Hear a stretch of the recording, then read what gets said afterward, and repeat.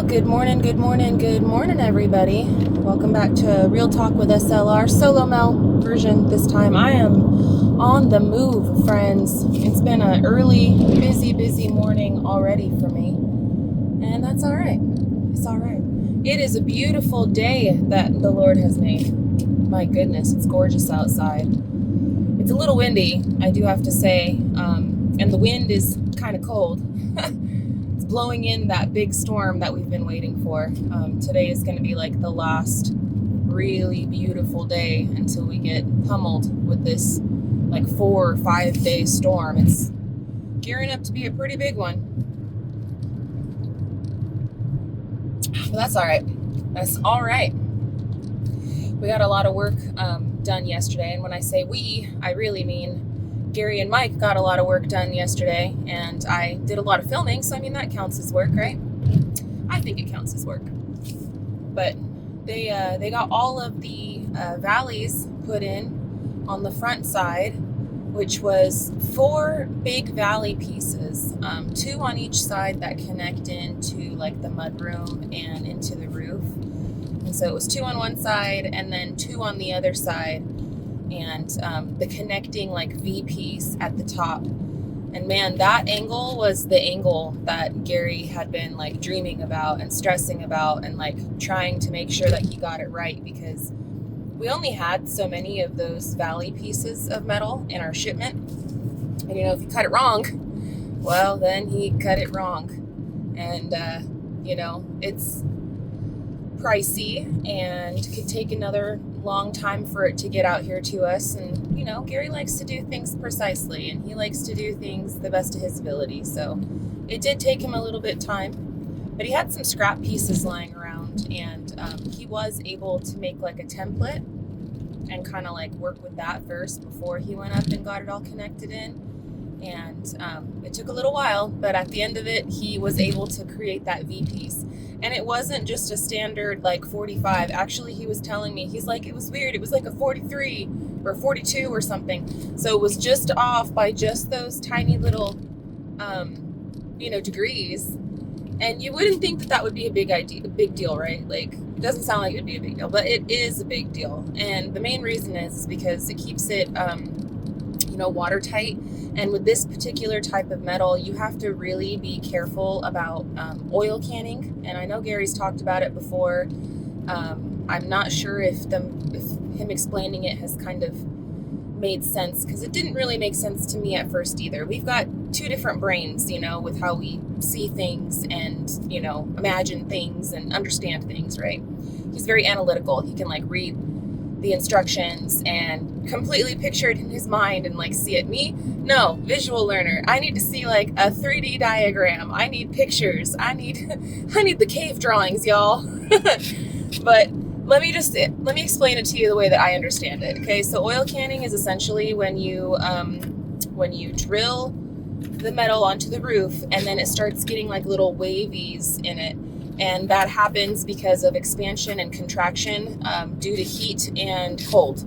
And that happens with metal. It happens with wood. It happens with all kinds of stuff. But this particular type of metal, it's oil canning, and it's heat and contraction, and it makes it wavy, and it can also loosen screws, and it can be all bad. So if you can get it installed like the tightest you possibly can get it, because it is going to expand a little bit, the better off it's going to be, and the more sealed your roof is going to be. And, valley pieces are specifically known for leaking. That's like the spot. If you have a metal roof and you got valleys and stuff, those are usually like your weak points. And so Gary really wanted to make sure that the weak point was like as strong as he possibly could do it. And, I'm so proud of Gary, because he was able to figure it out, and he was able to get it up and in. It took a little time, but you know what? I never doubted him for a second. So now we've got that up and on the building. I know Gary is still stressing. I mean, let's be honest, he's going to be stressing until the roof is completely finished. And then the next thing he'll be stressing about will be something else. But I don't think it'll be nearly as intense as this roofing project, because not any part of our build has been as hefty as a price tag in one drop as this yet so far. Other than the times when we had hired out stuff from professionals, like the road grading and like getting our slab and stuff like that. That we had to drop a hefty price at one time, but we had professionals doing it, right? So now the pressure is on, and it's understandably so. So we are another step in the right direction with that, though. With that valley piece locked in and ready to go, the next thing that Gary and I would like to do before Metal Day is we would like to get up on that roof and install essentially the first initial front pieces that are going to connect into the valley. Not doing the mudroom per se, but the roof that connects into the valley facing forward. I would show you with my hands, but I'm driving right now. I hope that makes sense.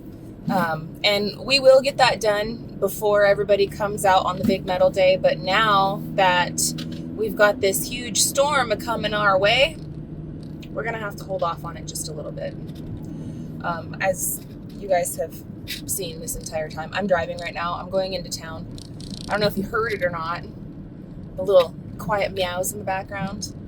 I got my cats in a box up here in the front seat. Not all of them, just the 2 female kittens that I had.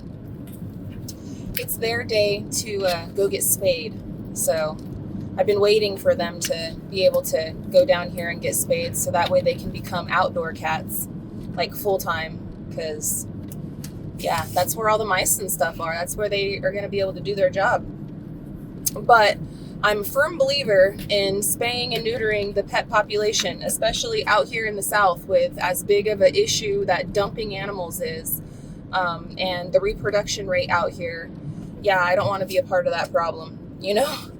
Even if, you know, the odds are for outside animals, they don't have as long of a lifespan just because they live a much fuller life, in my opinion. I still like to make sure that they get spayed and or neutered, you know, just because. So that's what I'm doing today. I'm taking Socks and Rose in to get fixed. We got to take Mittens back in, like, I think it's a month from now, so he can get that other ball gone. Poor thing. He's got to go through it twice. It sucks, but 'tis what it is. But once these girls are done, you know, I'm going to have to come back to town, you know, tomorrow or so and come and get them. But once they're done and they're all healed up and stuff, then they can be indoor, outdoor. And that's going to save me a ton of grief. Like, a ton of grief. I love my cats and I love my animals. But I tell you what, I got 3 dogs that are in the house all the time because they're our old senior dogs, you know. And they're not really a big pain in the butt, but, you know, it's just... you're walking around and there's something under your feet, right? And the dogs don't bother me so much, but the cats, man, they annoy the crap out of me because no matter what I do, like, I'll be making a sandwich and then I'll turn my back for 1 second and the cat will be coming on the counter trying to steal my lunch meat. I'm like, get out of here, fool. And then I don't like cats on the counter. I find it to be really gross, you know? So I'm like spraying down my counters like 100 times a day and wiping them down. It's a lot more work for me. So anyways, long story short, I'll be happy when I can get them outside and they can do their job and go down to, like, you know, our sheds and stuff and go and get the mice that live in the feed. Because I don't care where you are, man, north, south, desert, I don't care where you are. If you have animal feed outside for chickens or goats or something, it's okay, Rose. The mice are going to find you and they are going to find that feed and they are going to burrow and eat it. And it's a thing. Now, I'm lucky we have not had any mice inside the house, except for the ones that Sam brings in as a present to us. That happens too. And I'm always like, yay, good boy, Sam. You know, he's earning his keep. But I would prefer him to keep them down in the coops, you know. But beggars can't be choosers. At least he's doing his job, right? A working cat. And these girls will too. You know, we've let them outside in the backyard to go, like, jump around while we're watching them, like, while we're keeping an eyeball on them. They go and they chase butterflies and they climb the trees, and they're going to be so happy to be able to be outside and not just trapped in. And again, the main reason for that is because I don't want them to, you know, reproduce. Also, when they're so little like that, they're less likely to be able to be defensive against any kind of the other predators in the area. You know, we do live in the woods. There's bears and there's coyotes and there's hawks and snakes and there's all sorts of things out there, you know, that can that can hurt and end your animal's life. And with cats, sometimes, unfortunately, that's just one of the things when you live in the country. I found that in my experience, like, I'm very lucky if I get a cat that can live and hang out with me for about 6 years. And it's always something, every time it's always been something random, or, you know, it's just how it kind of goes, unfortunately.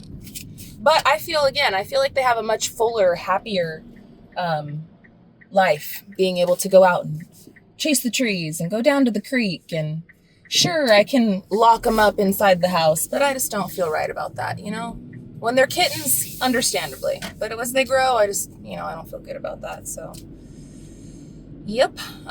Anyway, yeah, so that's what I'm doing today. As soon as I'm done with this errand, I'm going to be going home and gathering the family. We've got a super duper busy day today. And today would be an okay day for me and Gary to go up on top of the roof and to put in the last bits of those panels. But it is an extremely windy day today, like, 20 plus mile an hour winds already. That storm's blowing in. So, I mean, realistically, it's really not a great day for us to get up there and do that because of the wind. The only reason why it's really a good day is because it's the last not rainy day for a little while, right? But that being said, we actually have made plans with Mike and Lissa with Drifting Dreamers. They've got some big moving and shaking going on over at the landing in the valley. So we told them that we were going to be available for them today to offer our assistance and help them. Ooh, blinded by the light. Oh, shoot. There we go.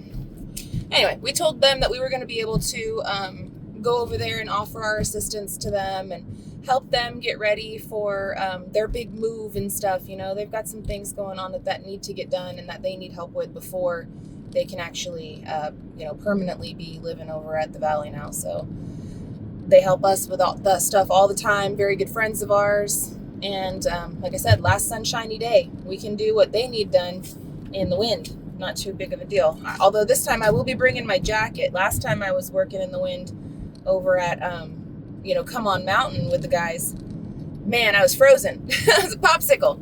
So this time I'm going to be sure to bring my heated jacket so that way I stay nice and toasty and I don't got to be crying about it.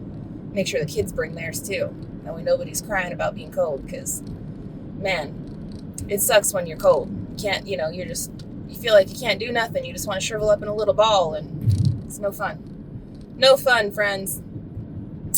But we are going to have a lot of fun today. We're going to get a lot of stuff done, be moving in the right direction, keep it going.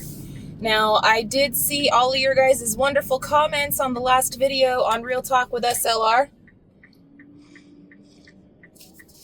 in regards to the blooper video, and I think I'm definitely going to do it. If nothing else, I don't know if I'll include like a whole bunch of different bloopers, but I will definitely include like the whole like hysterical cry, laugh, whatever on the roof. I will definitely include that in, one of my little blooper set things. I'll do that. I don't know. I have a couple other ones too, but I don't know if it'll make sense to y'all. So I don't know. I just have to have time to sit down and figure out how I want to do it, what I want to do with it, and put it out. But I do plan to put that out. I'm thinking probably tomorrow afternoon sometime. I just would have to get home and be able to edit something down either this evening or tomorrow morning to be able to get it up and out. And tomorrow I gotta leave the house too. So I'm really busy this week. So sorry for the kind of gap in content. I know I was spoiling you guys for a little while and putting out like a video a day. I was doing my best, man. I was doing my best. But I kind of was doing that because I knew that there was going to be a time where I was going to have to like be forced to slow down a little bit. So it's kind of, strike while the iron's hot, get it while the getting's good. And the getting was good, so I decided to get it. Now, though, I'm thinking tomorrow I might be able to put out the old blooper reel for you. And then I have got some other content that I've been kind of building up, to keep us going throughout this rainy season. And I'll start, I guess, doing the old slow trickle for some of that content coming out this week as well. So just stay tuned. I'm going to get to it as soon as I possibly can. We're lots of moving and shaking going on around here. And Socks has escaped from her box. And, yeah, meow. Say hi, Socks. I know, you don't know where we are. You're all freaked out. You're in the car. I know it. I know. Poor Socks. Poor Socks. You left Rose in that box. Yes. Sorry, guys. I squirreled off. I'm trying to get out of here. I need to go in and get these guys their appointment done. Thank you guys so much for hanging out with me today on a rando, driving real talk. I hope that filled you in on a lot of the moving and shaking. Wish us luck.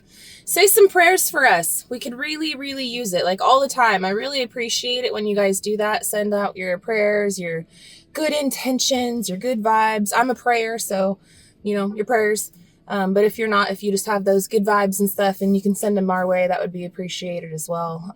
It's a very busy, stressful time in life for us. And although everything is really good, it's just, sometimes it can be a lot to manage and to handle and to share, when you're still trying to figure out things, it's hard to share sometimes because you don't want to have to go back and recant or like whatever, but we're kind of used to it at this point. But I digress. I squirreled off again.